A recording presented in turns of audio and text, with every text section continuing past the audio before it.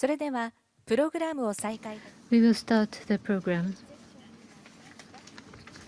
Session 2 is transition of the business factor. The moderator is Senior Manager, Climate Change, Renewable Energy Institute, Yuko Nishida. Thank you for the kind introduction. I'm Nishida from Renewable Energy Institute. I have the honor of serving as your moderator for this session.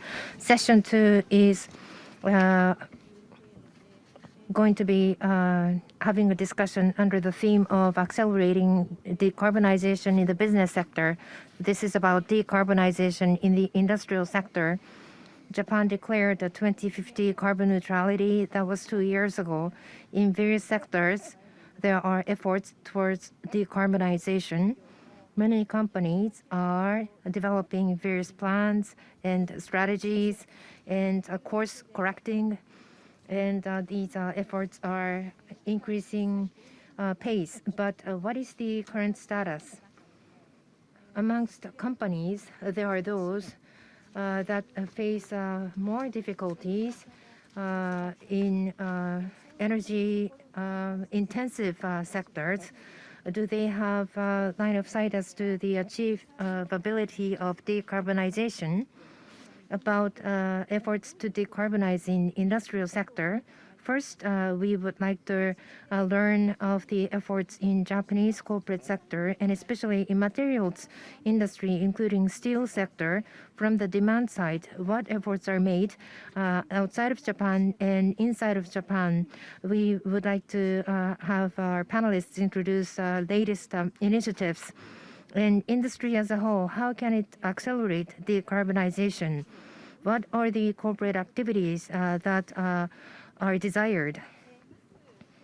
First, I would like to introduce our panelists, starting from nearest to where I'm seated, Mr. Shigeo Kato.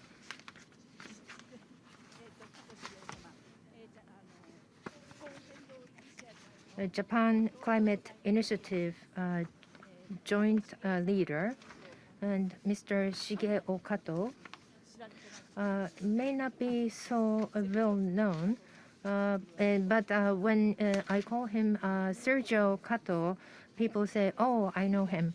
And next, Monica Lecter, Ms. Monica Lecter from WWF Australia. She is a senior manager of Lower Carbon Futures Materials and Embodied Carbon Leaders Alliance. MECLA is an alliance that she put together under her leadership, and she's a project director of MECLA. And seated next to Ms. Rector is Mr. Yu Yamamoto. He is the general manager of Sustainability Promotion Department, Mitsui Fudosan Company Limited, and GHG LCA guideline of Mitsui Fudosan was put together by Mr. Yamamoto. Next, we have Mr. Masaya Ishida. He's a senior manager of Renewable Energy Institute, and he is focused on the procurement of renewable energy by the corporate sector. I would first like to ask each panelist to share with us what their initiatives efforts are on, starting from Mr. Ishida of Renewable Energy Institute. Can you talk about the initiatives by Japanese companies, including RE100? And I must remind the speakers, or rather, there are correction. I'm sorry, I forgot to introduce another panelist who is virtually here, Ms. Jen Carson, RE100, EP100, EV100. On the demand side, there are international initiatives under these titles led by Climate Group, and Ms. Carson is head of industry at Climate Group. And this time, Steel Zero, a new initiative, will be introduced by Ms. Carson.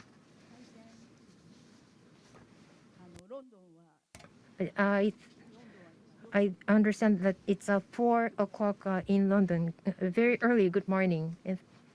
Thank you for coming.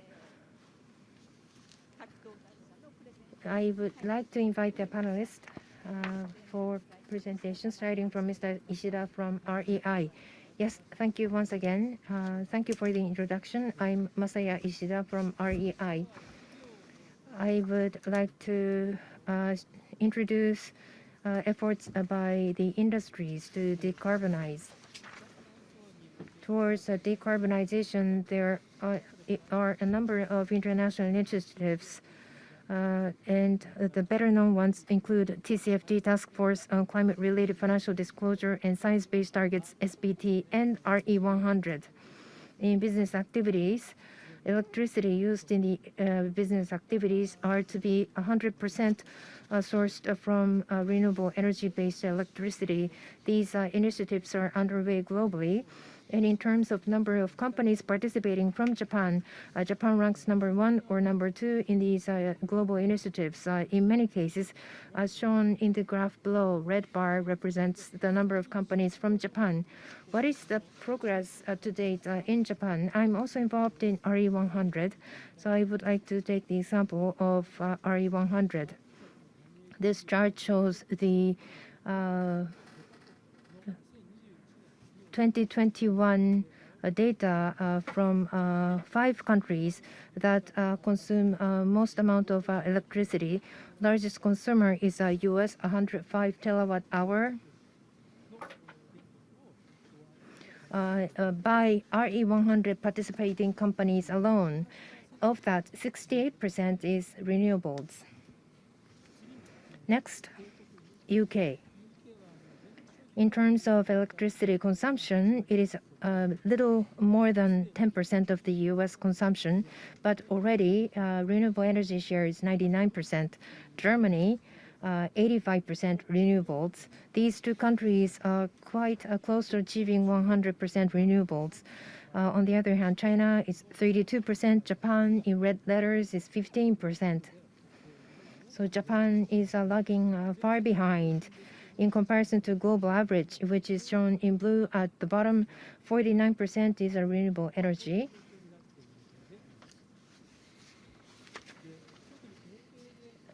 In the West, companies are able to increase the share of renewables.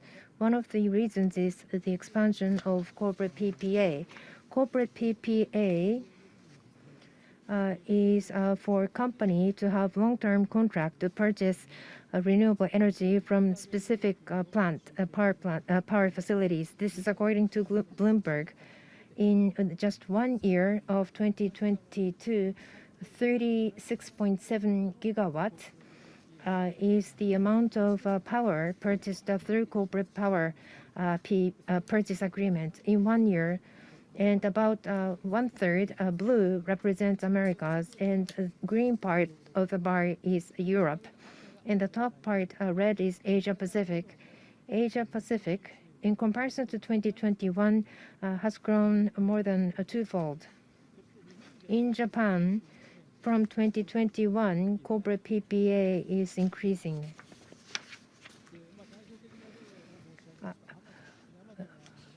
Representative example is Amazon. Amazon is increasing the use of corporate PPA across the world, and currently there are 2 PPAs signed by Amazon in Japan. Worldwide by 2025, Amazon's goal is to have 100% renewable energy. And in Japan as well, Amazon plans to increase corporate PPA to achieve near 100% renewables. And other companies are also engaged in these efforts to increase corporate PPAs. We need increased facilities of a newly established renewable electricity generation. As Kuniya-san introduced in the first panel, renewable share in Japan is only 20.3% as of 2021. And this is an increase of only 0.5 percentage point from the previous year. The government's target is to achieve 36 to 38% by fiscal 2030, and by a very large margin increase has to be achieved. But this also means that the new power facilities can come on stream to support increase of corporate PPAs. As for China, in comparison to Japan, China is more active, proactive in introducing renewable. As of 2021, renewable share is over 30%, and it will be over 40% in 2027. At the current pace, the gap between China and Japan will become greater. On the other hand, in the business world, in the industry, including supply chain, in various parts of the world, there are efforts to decarbonize. And a good example is Apple. Global supply chain is to be decarbonized by Apple. That is the target by 2030. And is asking its business counterparts to also achieve decarbonization. This is the supply chain of Apple. Left top, material sourcing. Starting from material sourcing, for example, aluminum will be sourced. In Apple products, aluminum is used from this production. There will be decarbonization. Apple does not have factories on its own, so various processes will be done by suppliers, and assembly and transport, and consumers who are using Apple are also consuming electricity and emitting emissions. And there is also recovery at the end of the life of the products. Throughout this entire supply chain, by 2030, Apple aims to achieve decarbonization.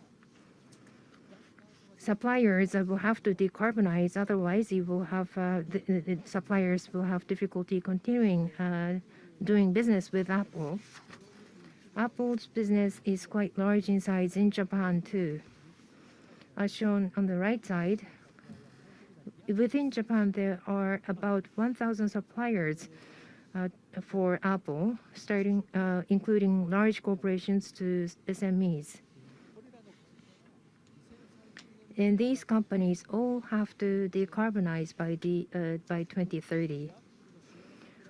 One of the major suppliers to Apple is Sony, and Sony has advanced its target for decarbonization much earlier than originally. Scope 3 included net zero to be achieved by 2040 and 100 renewable to be achieved by 2030.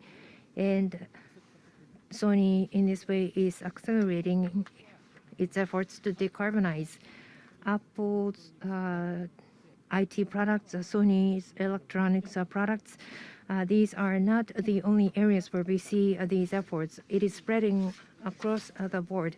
If decarbonization cannot be achieved speedily,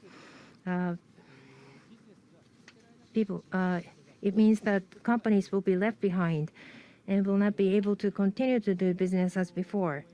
Today in the morning, during the presentations and discussions, it was emphasized repeatedly that we cannot afford to wait to decarbonize, and a speedy transition is the key. That is my message. Thank you. Thank you very much. RE100 participation by Japanese companies included. There are some progress. There is some progress, but efforts by Japanese companies are not leading to concrete results. There is a willingness and a motivation, but there is a lack of progress. I have a question for you. Just one question. Take-up of corporate PPA is also increasing in Japan, and I believe, I wonder if we can place expectations or hopes on corporate PPA. If corporate PPA increases, will it be a solution? Thank you for that question. First, how much new facilities for renewable generation can we increase going forward? Corporate PPA will be a long-term contract for usually 15 to 20 years. So in many ways, there are various risks. How to alleviate risk or how to avoid risk will also be important. And through sharing wisdom and knowledge, these risks should be alleviated.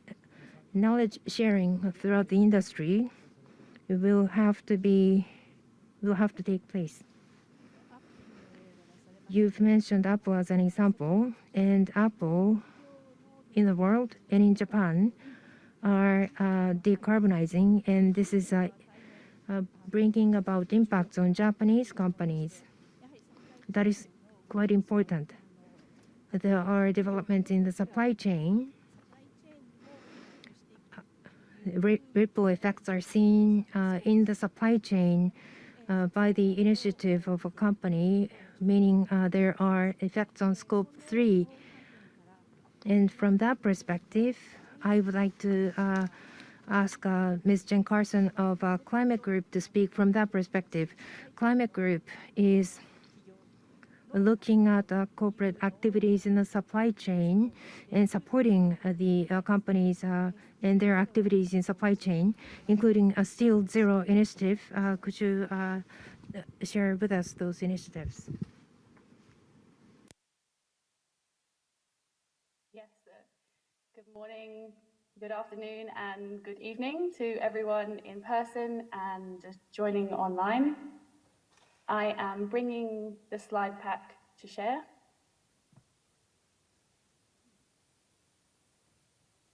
Hopefully this is sharing for everyone now. Yeah. It's a pleasure to join the panelists. Thank you so much. So I will start with a couple of sentences of background for the Climate Group, if anyone does not already know us.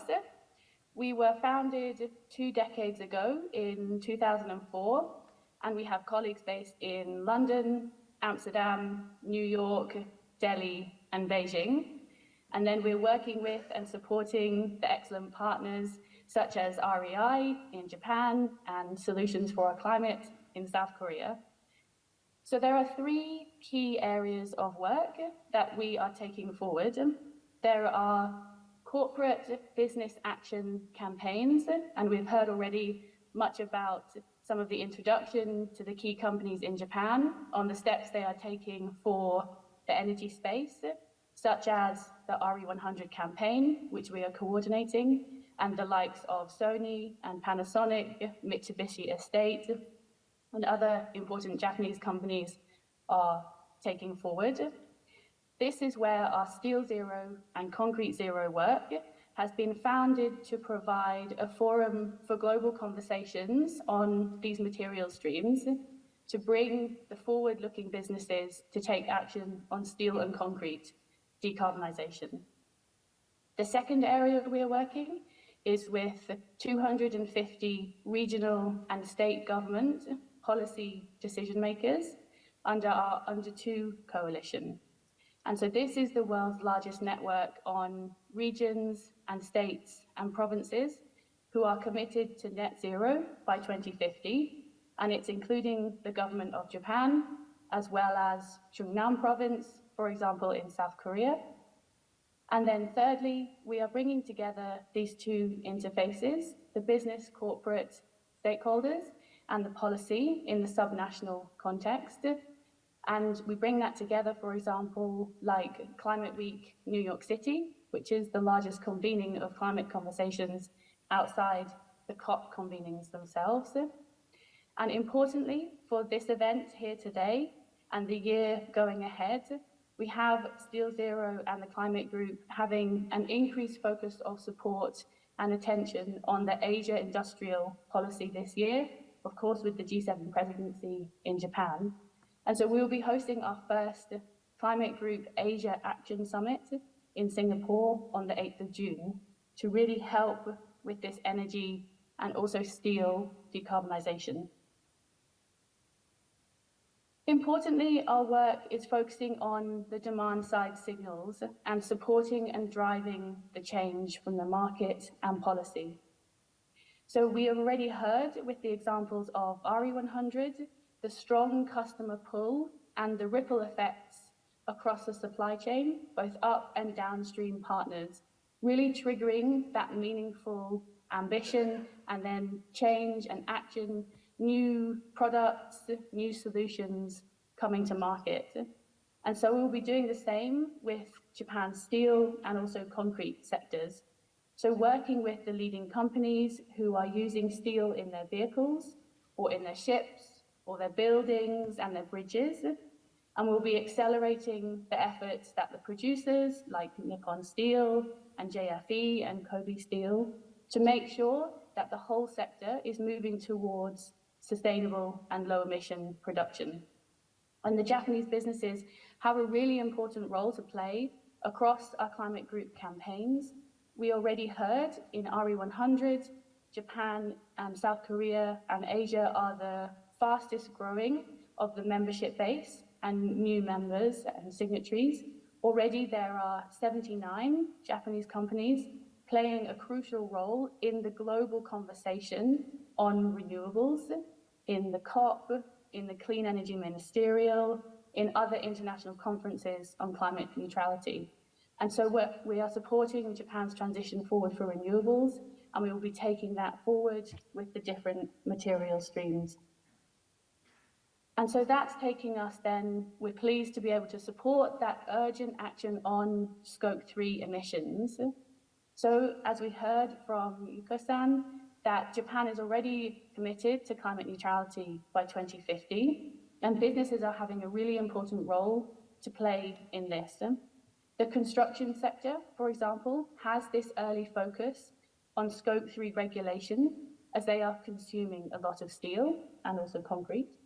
And so in Steel Zero, one of the first convenings and working groups that we created was for the construction and property membership, and they are particularly active with 60 different participants, members like Lend-Lease and Grosvenor and Skanska, having an active voice and creating new tools, new market activities, and supply chain relationships.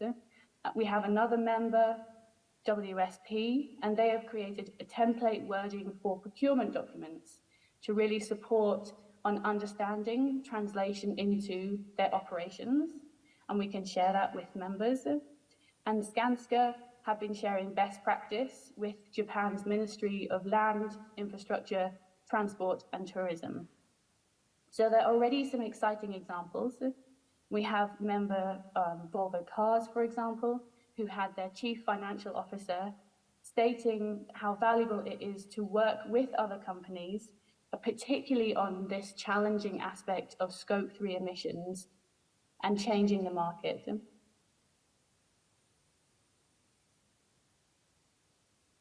So due to the global nature of the steel market and the global trends, this will be impacting Japan, especially due to the high proportion of exports in the steel sector. So over 1/3 of steel produced in Japan is exported.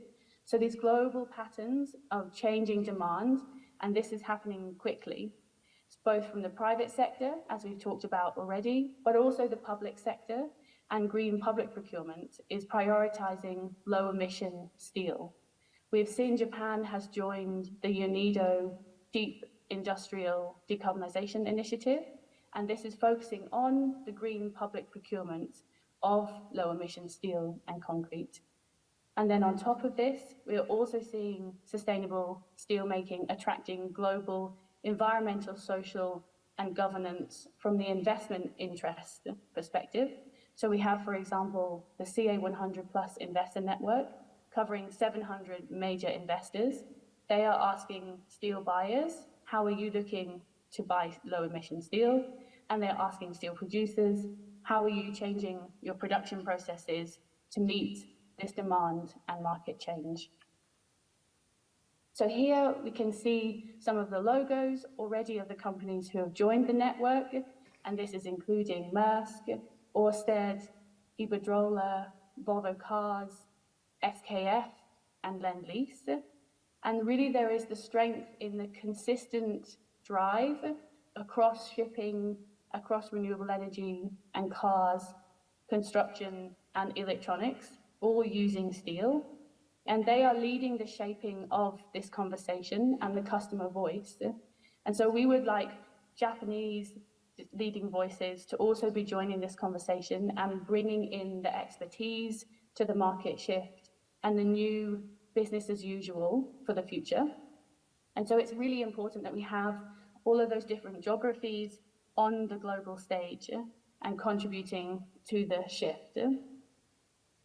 Here is a slide that has lots of information, so I will not go through it now in detail, but it's talking to the 6 global policy principles that we published at our summit in Copenhagen last year.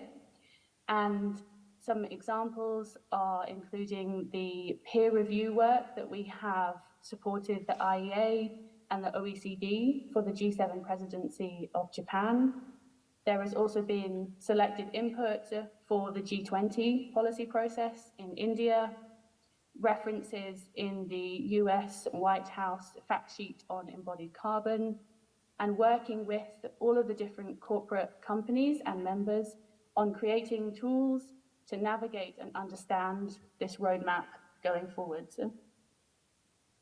So the final slide I will just share is some key moments over this year on 2023 for Japan and Japanese business stakeholders that are looking at the Steel Zero work.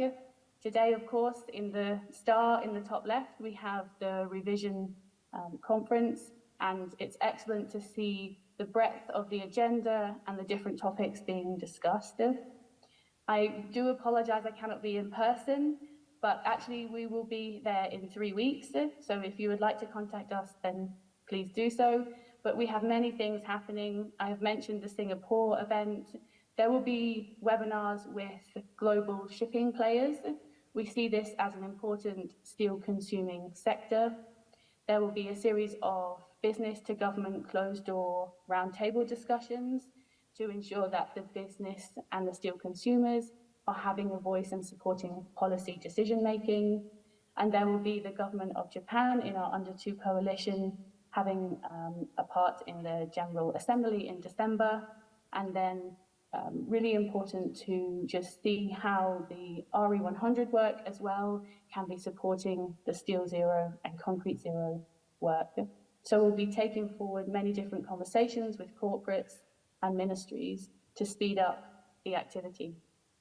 So I will thank you again for having me, and I look forward to the discussion and panel session. Thank you, Ms. Carson. Steel Zero introduction, I think, was made in Japan probably for the first time. Scope 1, Scope 2 efforts are making companies busy, but Scope 3 cannot be forgotten. I would like to ask just one question, Ms. Carson. Carbon half in the mid time point, and even in steel industry, emissions zero to be achieved in 2050. This is a challenging target, and steel consuming industry, automotive, not just the steel industry, will have to achieve this target. There are approaches from various different angles, as you've shared earlier. Could you elaborate on this, please? Yes, absolutely. So it's absolutely correct. This is a very challenging sector to decarbonize. We already have many solutions for the energy space, for example. What we are seeing in the steel sector is very interesting on the speed and the change, how quickly the conversation is moving forward. We were at many events last year, and it was noted by Edwin Basson, for example, the Director General of the World Steel Association, that there has been a U-turn over the last 24 months in the conversation and also the steps being taken by global steel producers. So we actually now already see that 25% of global steel production from producers who have net zero compatible targets. So this is a great step forward and acceleration of the conversation. However, we now have to be moving to the transition of the technologies and the production processes, and also importantly, the enabling energy infrastructure surrounding the steel production. So we're already seeing many suppliers looking at, for example, the responsible steel site certification that is looking at not only decarbonisation, but also the wider social, environmental and governance aspects of responsible steel production. And so it's very important to note that I think we will be surprised at how fast the pace of change will come. And this is happening in all of the major markets globally.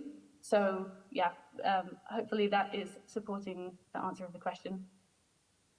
ありがとうございました。 Thank you very much. So week after next, we will have chance to meet Ms. Jen Carson in person. We look forward to that, and we hope that we will have opportunity to discuss then. Next, I would like to invite Ms. Monica Lichter to share with us about the efforts in Australia. She has started Alliance for Greening, and Australia, Korea, Japan Steel Decarbonization Network is also led by Ms. Lichter. Ms. Lichter, please. Konnichiwa. Thank you very much, and thank you very much for the invitation to speak to you today. I'm very delighted to be here. So the idea about MECLA and collaboration came through the original work that I started in Australia when helping companies to set science-based targets. Because, you know, under the Science-Based Targets Initiative, companies are required to think about a carbon budget, what that fair share within their carbon budget is for decarbonisation, and also to start talking about scope 3 and supply chain emissions. And if you think about 2015, which isn't that long ago, but it's the first time that industry was having to think in those terms. So it was very important. And then the next step on that journey, the low-hanging fruit, was for companies to address their scope 2 emissions through renewable electricity. And I helped to establish the Business Renewables Centre Australia through those corporate PPAs, and that was really a key driver to think about, well, what's next on the horizon?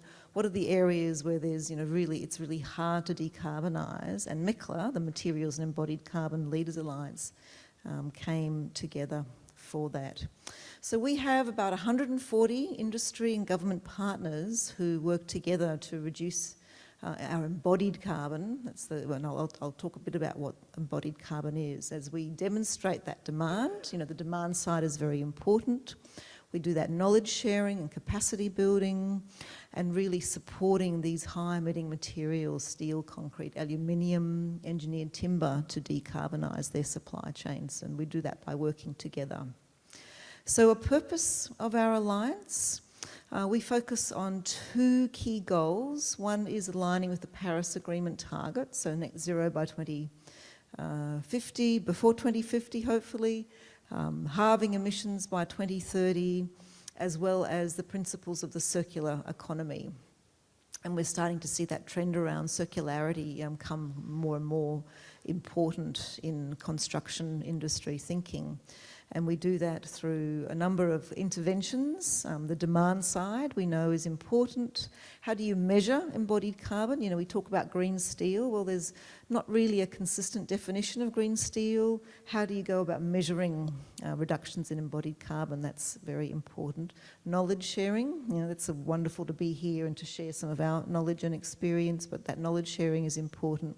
Developing common language, so it was really heartening to hear your example, Jen, of WSP developing the procurement tendering documents so that you're not having to reinvent the wheel all the time, and then how you manage the adopting innovative materials, managing some of those risks, and then supporting the different industry sectors to decarbonise.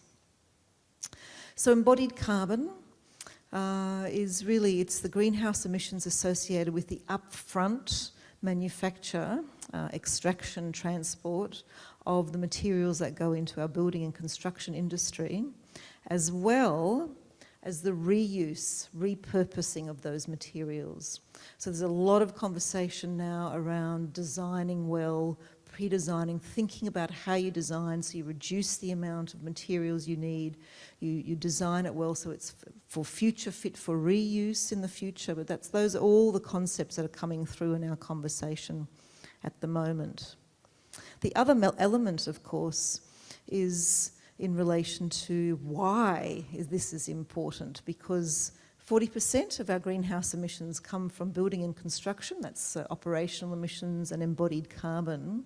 And if we deploy renewable electricity, the percentage of embodied carbon that becomes the problem will grow much further.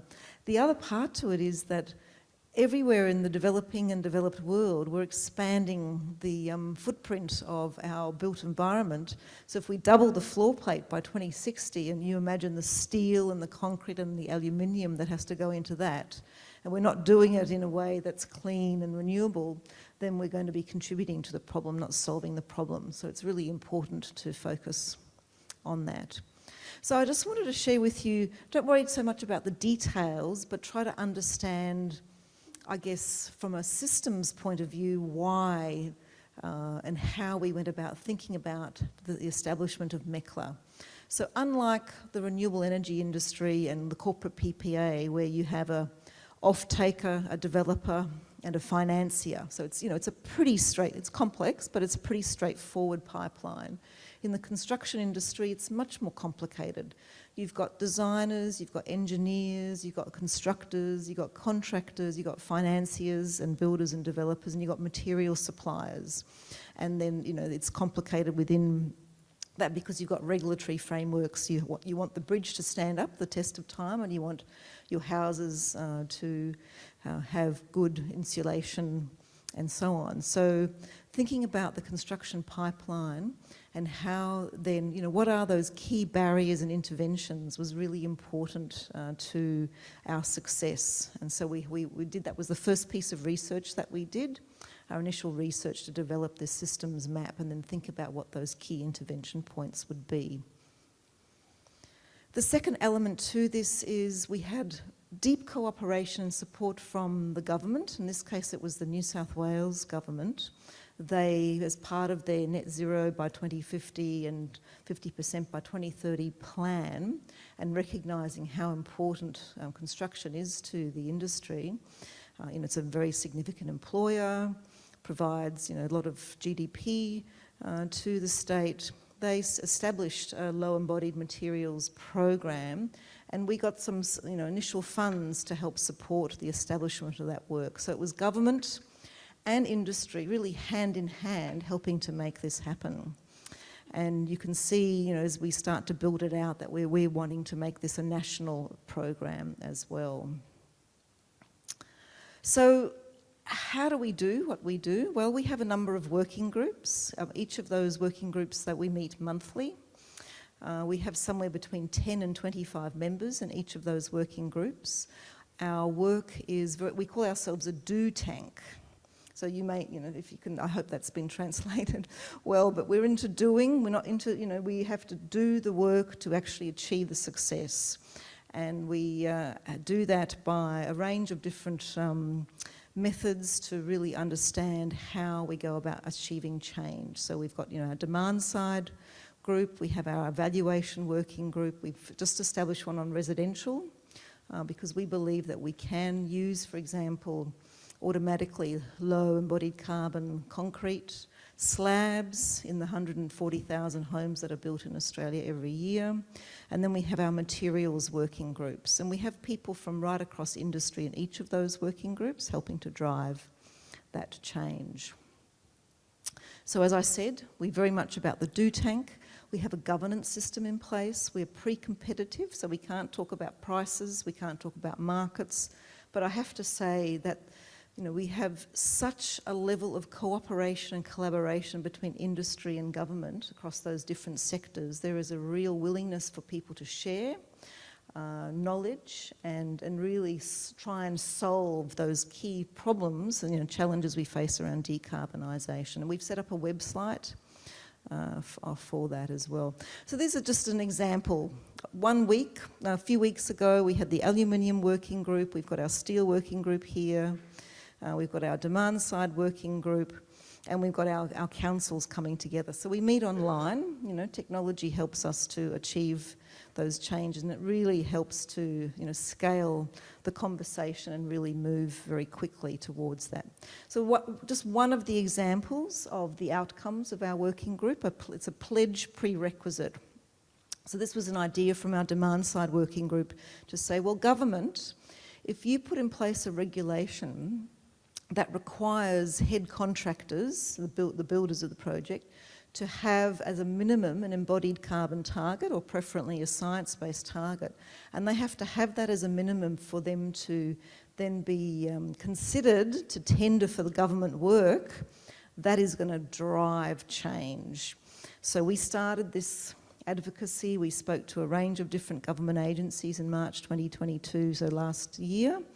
And lo and behold, a couple of weeks ago, the New South Wales Environment Protection Agency have gazetted a requirement now for companies to be reporting on their emissions and for state significant programs, and for us to be using recycled materials. So, we talked about the pace of change and how quickly it's changing. This is just one example of how quickly that pace is changing. So, really, really proud of that outcome. So the kinds of impacts we've had, we've been accelerating that market demand. We're working very closely with governments to help inform them and support them around what the regulatory environments, procurement and tendering practices are, and we describe it as the carrots and the sticks and the tambourines. So it must have carrots to be able to support industry to change. You've got to have the regulatory stick to enforce good practice, and you have to have the tambourines to promote people and to reward people for doing good work. That building and that knowledge and capacity there. So I have my contact details there. I also have at the front of the outside a leaflet that's in Japanese as well as English if you're interested in finding out how to do it. And I guess this is a case study for how important it is on this deep decarbonisation transition journey we have going, that is really complex, to work together to achieve success, because I do believe that we can achieve success. So thank you very much. Arigato. Thank you. There's one more. So I just wanted to show you the companies that are involved in here. So many companies, many private sector individuals, and we are really driving that change. So thank you. Thank you. Wonderful. So this applies to Japanese movement, but going forward, the public and the private sector, the government and industry, we all have to work together indeed. In particular, as I listened to Monica, you mentioned about New South Wales, the state authority implements policies and you have worked together. Your networking capacity, we know how massive your networking capacity is in the first place, but on the state government side, they also were a huge driver to set up the policy, and you have discussed and thought together, and that had a big impact, do you think? I think the fact that government was there at the table at the very beginning because they wanted to drive change was important, but it's not absolutely necessary, but it is going to help to leverage that change. So, for example, the Queensland government has, we have a bid, they have successfully bid for an Olympic Games. You know all about the Olympic Games here, 2032. Lots of infrastructure to be built. They're planning for it to be a climate positive 2032 Olympic Games. There's a lot of work to go on there, a lot of materials to go into the building of that infrastructure and transport. So, the industry is going, we're ready to act, and government has been a bit slow to come to the table. But I think now that they're realising that they can talk to industry, that there is this initiative, that it's really about supporting and accelerating that change, I think we're going to see some very quick action over the next 12 months. Thank you. Lots of hints and clues. Thank you very much. And then inviting Mr. Yamamoto from Mitsui Fudosan Company Limited, tell us about what is starting in Japan. My name is Yamamoto from Mitsui Fudosan. Thank you for this opportunity. Now, we are doing various things, but today I would like to talk about the manual for calculating the GHG emission at the time of construction. You talked about embodied carbon, but I would like to talk about how we can actually reduce the emission or carbon at the time of construction. Our company, you may know, we are a general developer, so we actually build these office buildings. We also create shopping centers to obtain tenants and create houses and sell those houses or rent. That's the kind of thing that we do at a company. There is a graph at the top. Now, in November of 2021, we have come up with a decarbonization action plan. And vis-a-vis 2019, by 2030, we want to achieve 40% reduction. By 2050, we want to achieve net zero. And that is what we are planning for. But as you can see in the graph at the top, overall, 4.38 million tons. And the emission at the construction stage shown in gray, they account for about a half. And as you may know, scope 3 it comes into play. So we can't reduce it ourselves, so we have to have the supply chain to work on making that reduction. And unless we achieve reduction there, whether it be 40% reduction or net zero, we will not be able to achieve those. Now, the number 2 in circles, now the real estate developers, how can we calculate the scope 3 emission? Now, Ministry of the Environment has come up with a coefficient of 4.42 or 3.77. There are these coefficients that they have come up with. And based on the financial accounting, and so we actually multiply the coefficient to the asset value increase. So when we try to reduce CO2, then we have to lower the monetary amount of the orders, and that was somewhat of a complicated system or a system that didn't make sense. So who was using at what level? This has to be made clear. And so on that basis, how much steel is used, how much concrete is used. In other words, this is the material, the quantity method. And we started to think that this is the kind of methodology that we should adopt. And in doing so, as you can see towards the bottom of the slide in number 2, there are various tools available, but there is the guideline on building LCA, which is issued by the Architectural Institute of Japan, AIJ. And with Nikanseke, we have actually created a manual in March last year. And the image of what is shown in the manual, on the left is construction cost times a coefficient. And this is a monetary amount times the coefficient that I referred to before. And for the code document for each of the construction work item, unit price times the quantity, so the emission intensity times coefficient. This is what we intend to use to come up with a volume. So we created this, but now Mitsui Real Estate, Fudosan, and the Nikkei Second, these are just 2 private companies, so that was insufficient to have this used more broadly. And so we decided to take this up at the industry level. And so so amongst the real estate developers, there is an association that is made up of larger developers. And we've used the support of the experts, the construction companies, related the ministries and agencies. We had all these people participate in the consultative council, and there we are working on brushing up this manual right now. And here, when we use the tool, what can we find out? You can see the graph here. And on bottom left, there is a pie graph, and what's shown in gray. This is the actual the structure of the building. So what the steel and the concrete accounts for, and of course, this accounts for a large portion of the CO2 emission. Also, interior work. So the interior work as part of the construction work shown in blue. and I have not indicated the specific, but steel doors, for example, they tend to be used in large volume. In the case of office building, there is OA, so it's a raised floor, and that also leads to increased amount of emission as well. So by making things visible, we can identify where we can work on achieving reduction for overall reduction. We now know these specific countermeasures little by little.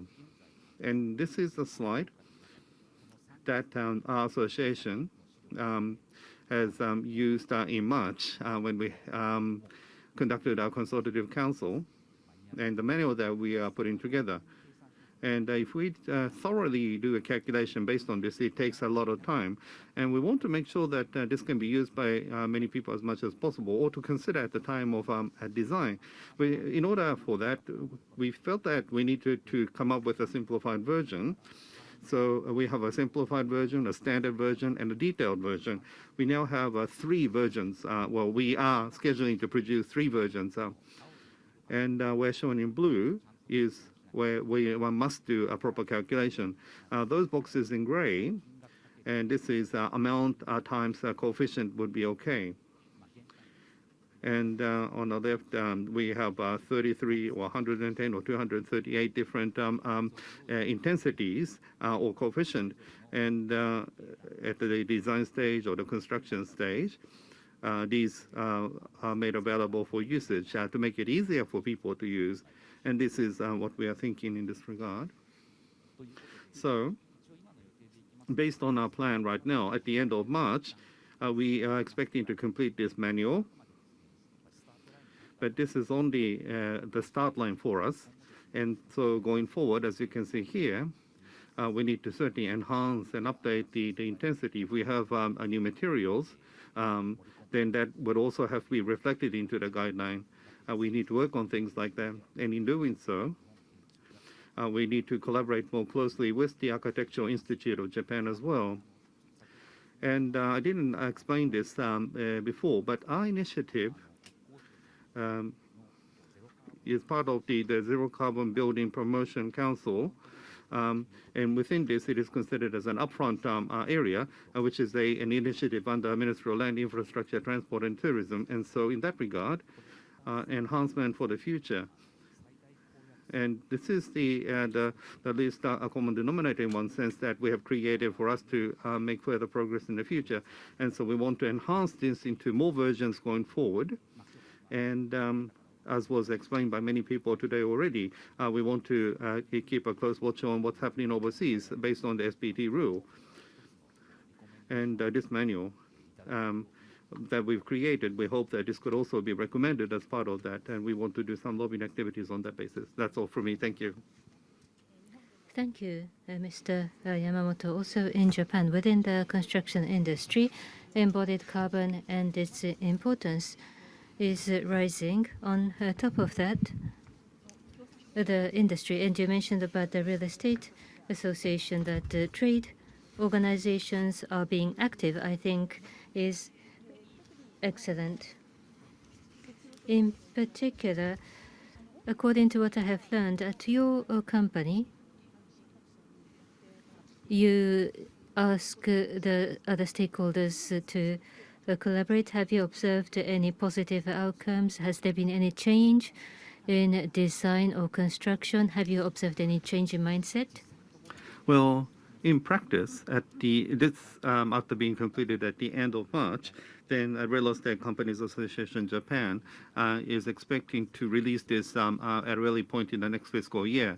And after that, as Mitsui Fudosan, on a standalone basis, from October next year, to all of the construction of the contractors, we ask for usage of this manual to do their calculation. And so before the end of the month, we will make a decision at our company. Thank you very much. Indeed, I think it would be good that there are lots of opportunities to receive input from different parties. And then, of course, last but not least, from JCI, Mr. Kato, the floor is yours. Thank you. As introduced, my name is Kato from the Japan Climate Initiative. So sustainability management within the company. I've been working on this for quite a while. And so going forward, for Japan overall, for the industry overall, we want to work towards realization of the decarbonized society to enable that to be done in an accelerated way in accordance with the rules of the world and work on that together with all the members. So in that regard, net zero, realizing world-class net zero, that is what I'd like to talk about today. Now, Japan Climate Initiative. What is this? Who are we? So let me introduce ourselves, whether it be companies, or as you can see here, the local governments, or universities and research institutions, NGOs and NPOs. It's really a multi-stakeholder the initiative where we come together, not on a standalone basis, but we work together to think about the climate change the initiatives and put that into action, and also send out information, disseminate that information. In 2018, we started with 105 organizations. Then after that, we have had an increasing number of supporting groups and organizations to work towards decarbonization together. And we have, as of today, 730 the organizations have committed to this initiative. So a large movement. And the background to creating this large movement is that there is the acceleration of decarbonization. So activities to contribute towards that has been implemented thus far. And three main things that are mentioned here. First is advocacy towards the government, and also looking at the world development or global standard, and certainly a learning opportunity for us today. But what we learned here, or to also work on exchanges of experience and actual practice, and also using opportunities like COP or global event. By participating in these, whether it be Japanese companies or multi-stakeholder initiatives from Japan, we wanted to communicate, and we have been sharing information. And I think these efforts have created this large movement. Initially, the RE100 participating companies, the early adopters, were the main people involved. But after that, it has become much more more diversified, with many people participating. Now, JCI, the Climate Change Action Japan Summit that was held last year, what was considered to be difficult, like the construction industry people or transportation sector, the companies from these sectors have started to implement initiatives which we are disseminating this information as well. Now, on that backdrop, if we look at the world, we have Race to Zero. So RE100 has been promoting SBT and TCFD. From the financial industry, we have GFAST. So there are many initiatives being advanced around the world, but these have kind of come together as part of Race to Zero now. And so it's a standard within a standard is being established. So around the world, companies, finance, educational institutions, the local governments, all sorts of stakeholders initiatives have come together to form this Race to Zero. Now, Japan Climate Initiative is a partner to this Race to Zero, and together with the Japanese stakeholders, we are working towards Race to Zero, and we are providing support here in Japan. Now, those participating in the Race to Zero, those wanting to participate into the Race to Zero, we've created a circle so that we're able to provide support for those implementing organizations. Now, Race to Zero, what are required? It's quite ambitious, and it is based on a scientific basis as well. And there are a number of these, and I don't have time, so I'm not going to go through them all, but it is very much ambitious. Against that, the global standard, or it's a standard of standards, if you like, and what we have been doing in Japan thus far, and what the Japanese government is working on, like GX, the basic policy. This may be not spot on in one sense. So as if we go at this pace, what we are promoting in Japan, or what we are required from the world, or what the science required is requiring, and this may not exactly match with what Japan is doing. And so this year, as you know, Japan will be hosting G7. And prior to that, in July, then there is a G7 Environment and Energy Ministerial meeting in April. And so climate crisis right now, or the energy crisis, these are advancing at the same time. And so how are we going to respond to these crises? How are we going to deal with this? And I think this is going to be a very important meeting for G7 to come up with a framework to address that. So Japanese government will be promoting the GX green transformation, the approach.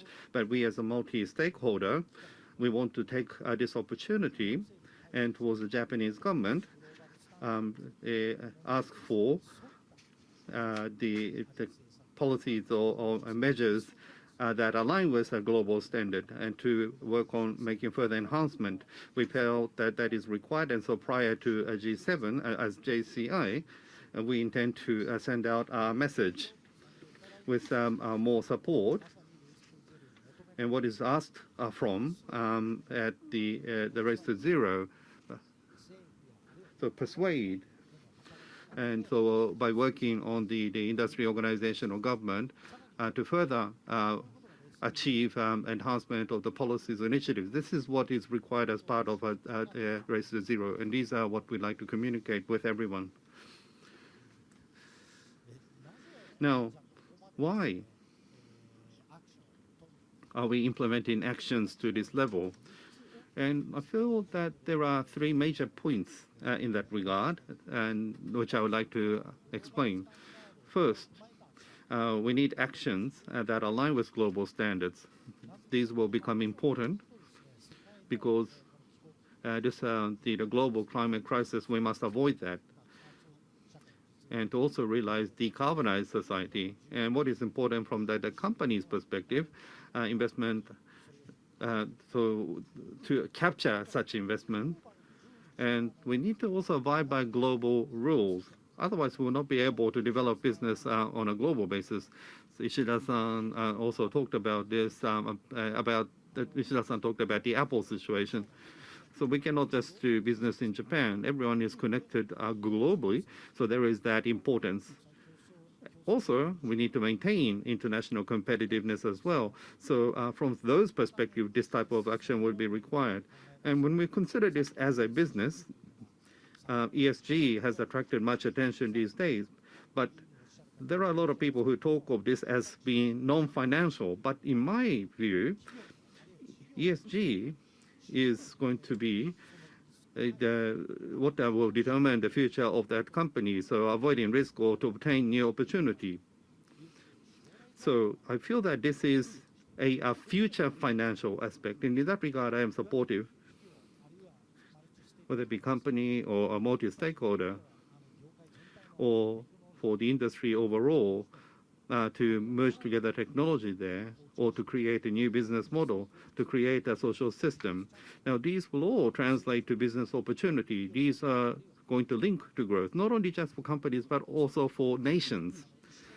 So not just then activities by single companies, but we need to link these activities to a line or to an area. So it's important that there is going to be a collaboration amongst the industry, government, academia, and finance. So supply chain overall,